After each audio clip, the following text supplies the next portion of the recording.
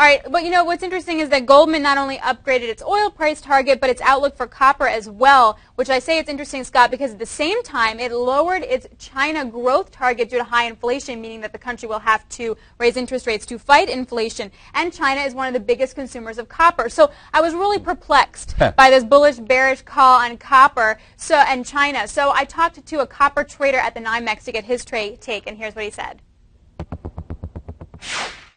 Should you be bullish or bearish on copper? Eric, I turn to you because we're getting a lot of conflicting data, and I'm pointing specifically to Goldman Sachs downgrading China growth for the next 2 years, but the same day revising their outlook for copper to the upside. Which one do you believe? I'll tell you, we're in the same boat. We're getting good news, we're getting bad news. Right now, I think I'm tending to go on the good news. Why is that? One, I'm a big optimist. But also, I think that even though China is pulling back, they still have a lot of work to be done. So they are going to need the copper. Looking at the open interest did come off the last couple of weeks, which meant that the longs were coming out. Right. But now, in the last couple of days, there's been an upturn. So now I believe that with a little upturn and with this Goldman Sachs, the market should be going higher. And we have been hearing rumors in China that industrial output is slowing, manufacturing activity is slowing. Well, I guess they're facts, not rumors. And on the flip side, that perhaps stockpiles of copper are depleting and they'll have to buy more copper. So are you going to, again, pick the bullish end of that?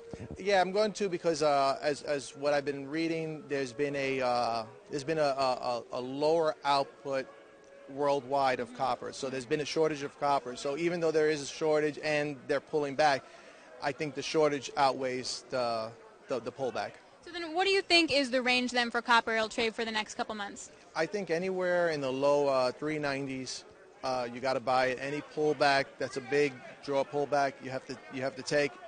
On the inverse, if we get up to around 415, somewhere around there, I think you should take some profit, because with the fluctuation and all the news that's coming in back and forth, I think you'll have an opportunity to get back in the market again. So I think there's going to be a large fluctuation until everything kind of smooths out. And what is the end of QE2 going to mean for copper? I'll tell you, crystal ball.